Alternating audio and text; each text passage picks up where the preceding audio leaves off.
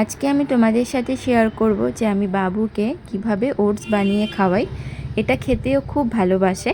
তো প্রথমে আমি একটা বাটিতে ওর ফুটিয়ে রাখা জল নিয়ে নেব। তার মধ্যে দিয়ে দিচ্ছি 1 চামচ মতো গুঁড়ো দুধ। আমি এখানে নিয়েছি আমুল স্প্রে, তোমরা যে দুধ ব্যবহার করো সে দুধ দিতে পারো। আমি এখানে দুধটা আগে বানিয়ে রাখলাম, এরপর আমি ওটসটা বানিয়ে নেব।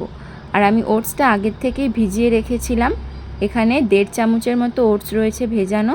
ভিজিয়ে রাখলে ওটসটা কিন্তু খুব নরম হয়ে যায়, রান্না করতে বেশিক্ষণ সময় লাগে না। 1 বছরের বাচ্চাদের কিন্তু সহজেই ওটস দেওয়া যায়। ওটস খাওয়ানো অত্যন্ত স্বাস্থ্যকর, কারণ এতে রয়েছে ফাইবার, আয়রন, জিঙ্ক এবং ক্যালসিয়াম। এটা একটা ভরপুর পুষ্টিকর খাবার।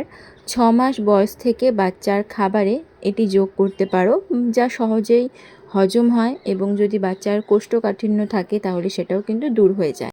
এই ওটস খেলে বাচ্চার পেট কিন্তু অনেকক্ষণ পর্যন্ত ভরা থাকে। এছাড়া অনেক মায়েদের প্রশ্ন থাকে যে বাচ্চার ওজন বাড়বে কি করে, তার জন্য কিন্তু তোমরা এই ওটস এভাবে বানিয়ে খাওয়াতে পারো। ওটস খেলে কিন্তু ওজন বাড়ে। আমি ওটস বানানোর সময় 1 চামচ মতো মিশ্রি দিয়েছি, তোমরা চাইলে এখানে বাতাসাও ব্যবহার করতে পারো। ভালো করে মিশ্রিটা গলে গেলে এরপর আমি যে বানিয়ে রেখেছিলাম দুধটা সেটা দিয়ে দেব। আমার কিন্তু ওটস প্রায় হয়ে গেছে, আর দেখতে পাচ্ছ একদম ক্রিমি ক্রিমি একটা ব্যাপার এসছে, যেটা খেতে বাচ্চারা খুবই ভালোবাসবে। যখন আমি দুধটা অ্যাড করেছিলাম লাস্টে, তখন কিন্তু গ্যাসটা একদম বন্ধ করে দিয়েছিলাম।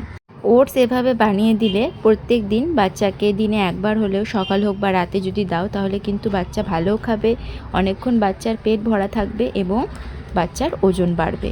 তো এই রেসিপিটা তোমাদের কেমন লাগলো অবশ্যই আমাকে কমেন্ট করে জানিও। আর ভিডিওটা যদি ভালো লাগে তাহলে লাইক কমেন্ট করে পাশে থেকো। আজকে আসি, আবার দেখা হবে অন্য আরেকটা ভিডিও নিয়ে।